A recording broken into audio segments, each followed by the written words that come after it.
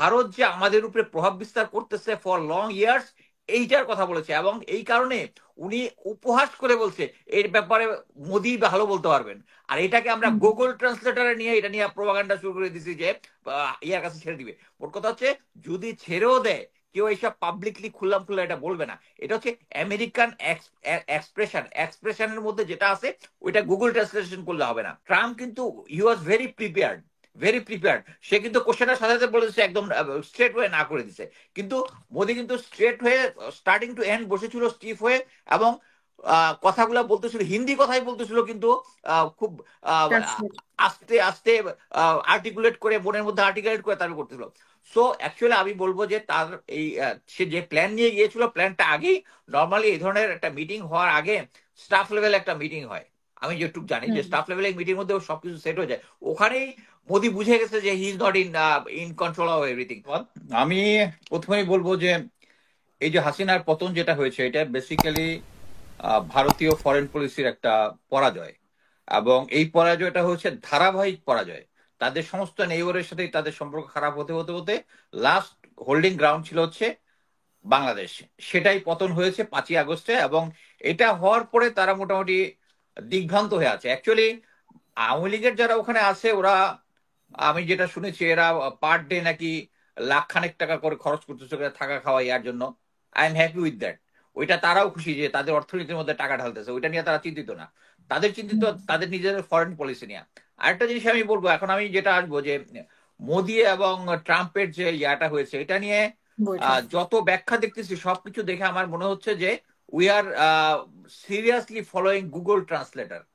যে উনি যে জিনিসটা কথাটা বলেছে আমরা just virtually word to word translate করে এটা প্রচার করার চেষ্টা করতেছে। এবং এটা নিয়ে যারা আওয়ামী লীগ পন্থী আছে তারা একটা মজা নিতেছে এটা নিয়ে, যে ট্রাম্প বলে দিছে যে ওই মোদির হাতে বাংলাদেশকে ছেড়ে দিয়েছে। একটা জিনিস বুঝবেন, 1/11 পরে যখন আমরা জানতাম যে ভারতের কাছে বর্গা দিয়ে দিয়েছে আমেরিকা, এটা কি আমেরিকা কখনো ব্রডকাস্ট করেছে?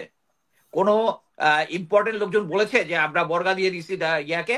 এটা আমাদের অ্যাসেসমেন্ট, বিভিন্ন অ্যাক্টিভিটিস এবং কার্যক্রম, বিভিন্ন ছোটখাটো ইনফরমেশন মিলায় আমরা অ্যাসেস করে বের করেছি যে এই সময় তারা ভারতকে বর্গা দিয়ে দিয়েছে। তা এখন কি আপনার মনে হয় যে ইন্ডিয়া এইবার ট্রাম্প ভারতকে বর্গা দিয়ে দিচ্ছে একদম পাবলিক খুললা? এটা হচ্ছে গুগল ট্রান্সফার। ট্রাম্প যেটা বলেছে, যখন এই সাংবাদিক যখন প্রশ্নটা করেছে, সে বলেছে যে আমেরিকা কখনোই এই ধরনের কোনো কার্যক্রমের সাথে যুক্ত ছিল না। হ্যাঁ, আমি শুনেছি যে মানে ভারতের মোদি তারা 100 ইয়ার্স ধরে এটা নিয়ে অ্যাসেসমেন্ট করতেছে এবং এটা নিয়ে কাজ করতেছে। এর মানে হচ্ছে কি যে ভারত যে আমাদের উপরে প্রভাব বিস্তার করতেছে ফর লং ইয়ার্স, এইটার কথা বলেছে। এবং এই কারণে উনি উপহাস করে বলছে এর ব্যাপারে মোদি ভালো বলতে পারবেন। আর এটাকে আমরা গুগল ট্রান্সলেটারে নিয়ে এটা নিয়ে প্রোপাগান্ডা শুরু করে দিছি যে ইয়ার কাছে ছেড়ে দিবে। ওর কথা হচ্ছে যদি ছেড়েও দেয় কেউ এইসব পাবলিকলি খুললাম এটা বলবে না। এটা হচ্ছে আমেরিকান এক্সপ্রেশনের মধ্যে যেটা আছে ওইটা গুগল ট্রান্সলেশন করলে হবে না। এবং আমি একটা জিনিস, আপনারা যদি আরো জিনিস খেয়াল করলেন, যখন মোদি, আরেকটা জিনিস হচ্ছে মোদির পিছনে কিন্তু অরিজিনাল ট্রান্সলেটার ছিল, ওখানে কিন্তু গুগল ট্রান্সলেটার ছিল না।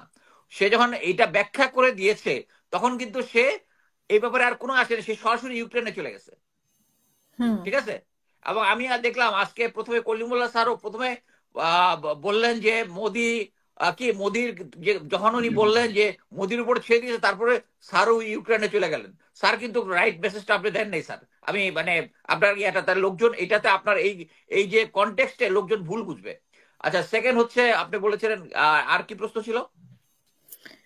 মানে আমি বলছি যে বেশিরভাগ ভারতেই আছে, তো তারাই অনেক টাকা খরচ করছে আসলে মিডিয়ার পিছনে, ভারতীয় মিডিয়ার পিছনে, যাতে করে তাদের প্রচারণা, আওয়ামী লীগের প্রচারটা সেটারই অংশ কিনা এটাই আমি মনে করি না সেটার অংশ। বাট যারা আছে আওয়ামী লীগের যে এখন, তারা আমরা জানি, যারা জানি যে লক্ষ লক্ষ কোটি কোটি ডলার তারা বিদেশে পাচার করেছে, সেই টাকাটা দিয়েই তারা এই সমস্ত সভা, এই যে কি মোদিজি বলে যে চিৎকার করছে, মানে এটা আমাদের একটা লজ্জাও লাগে না যে আমাদের দেশের জন্য আমরা পাশের দেশের ইয়াকে বলতেছে মোদিজি বলে চিল্লাতেছে।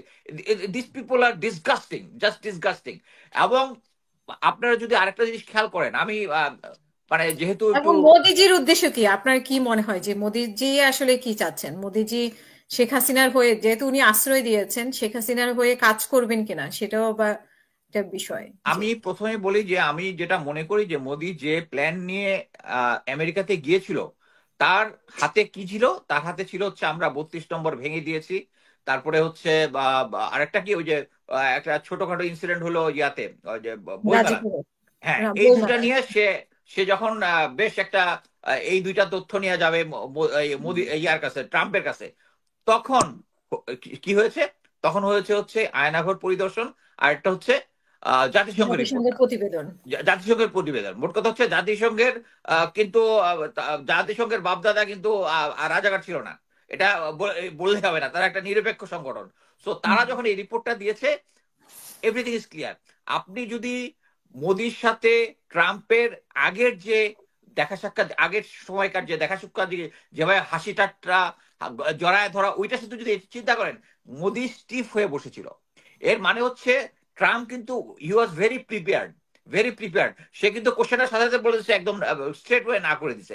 কিন্তু মোদি কিন্তু স্ট্রেট হয়ে স্টার্টিং টু এন্ড বসেছিল স্টিফ হয়ে, এবং কথাগুলো বলতেছিল, হিন্দি কথাই বলতেছিল, কিন্তু খুব আহ, ট্রান্সলেট। আস্তে আস্তে আর্টিকুলেট করে, মনের মধ্যে আর্টিকুলেট করে তারপর করতেছিল। সো অ্যাকচুয়ালি আমি বলবো যে তার এই সে যে প্ল্যান নিয়ে গিয়েছিল, প্ল্যানটা আগেই, নর্মালি এই ধরনের একটা মিটিং হওয়ার আগে স্টাফ লেভেল একটা মিটিং হয়। আমি যেটুকু জানি যে হুম। স্টাফ লেভেলের মিটিং মধ্যে সবকিছু সেট হয়ে যায়। ওখানেই মোদি বুঝে গেছে যে he is not in in control of everything. So তার বডি ল্যাঙ্গুয়েজ, এটা সবকিছু। এখন আমরা আসি হচ্ছে লাস্টে, ট্রাম্প যে বলেছে যে মোদির কথা বলেছে যে আমাদেরকে দিয়ে দিচ্ছে, এটা একটা মিস ইন্টারপ্রিটেশন। বাট এটা আমি ঠিক মনে করি বলছেন। যে এখনো মানে মোদি গভর্নমেন্ট অ্যাকচুয়ালি যেভাবে কাজটা করতেছে, এবং আওয়ামী লীগের সমর্থকরা যেভাবে ভারতপন্থী হচ্ছে, এটা অ্যাকচুয়ালি তাদের এগেনস্টে আমি মনে করি বাংলাদেশের জনগণ প্লাস ছাত্র জনতা, যারা এই 1400 লোক বা 1500 লোক প্রাণ দিয়েছে, তাদের প্রতি একটা মানে ইনসাল্ট, ইনসাল্ট। এবং এই ইনসাল্টটার কারণেই কিন্তু আপনি যদি মনে করেন যে যখন শেখ হাসিনা যখন একটা প্রেস কনফারেন্স নিয়েছিল, প্রভাস আমিন একটা কোশ্চেন করেছিল, এটার উত্তরে কিন্তু ওইটা কিন্তু ফ্লেয়ার আপ করছে। সো এই জিনিসটা হুম। মানুষ সবচেয়ে আত্মসম্মানটা, এরকম একটা সিচুয়েশন, আত্মসম্মান বোধটা একটু বেশি দেখা। এবং এটা হচ্ছে আমাদের এই যে তারা আওয়ামী লীগ এখন পর্যন্ত যে এতগুলা তারা গণহত্যা করেছে, এখন হচ্ছে আন্তর্জাতিকভাবে স্বীকৃত গণহত্যাকারী আওয়ামী লীগ। বাট এখন পর্যন্ত তারা এটার জন্য কোনো সরি ফিলতো না, উল্টা অ্যাগ্রেসিভ হচ্ছে, ভাবতেছে ইন্ডিয়া সব করে দিবে। বাট আমি মনে করি যে বর্তমান সিচুয়েশনে ইন্ডিয়ার আর কোনো রোল আমার মনে হয় দেশের জনগণ মেনে নেবে না, প্লাস এই সরকারও মেনে নেবে না। এবং আমি এটাতে কনফার্ম অ্যাট প্রেজেন্ট, আমরা সবাই জেনারেল ওয়াকারের এগেনস্টে কথাটা বলি যে জেনারেল ওয়াকার এই সব কিছুর পিছনে আয়নাঘর দেখতে দেয় না, অনেক কিছু। বাট এখন আমি দেখলাম এই ইন্ডিয়া পন্থীরাও জেনারেল ওয়াকারের এগেনস্টে কথাবার্তা বলছে। এর মানে হচ্ছে, প্লাস হচ্ছে, ভারত যে এই প্রেজেন্ট গভর্নমেন্টের সাথে কমফোর্টেবল না, ইট ইজ ক্লিয়ার। সো আমি মনে করি সিচুয়েশন ধীরে ধীরে ভালোর দিকে যাবে, এবং ভারত অ্যাকচুয়ালি যত অ্যাগ্রেসিভ হবে, তাদের মানে তাদের বাংলাদেশের উপরে কন্ট্রোলটা আস্তে আস্তে কমতে থাকবে, এবং একসময় এটা নিঃশেষ হয়ে যাবে। অলরেডি বাকি সবগুলা নেইবারের সাথে তার হয়ে গেছে। ধন্যবাদ।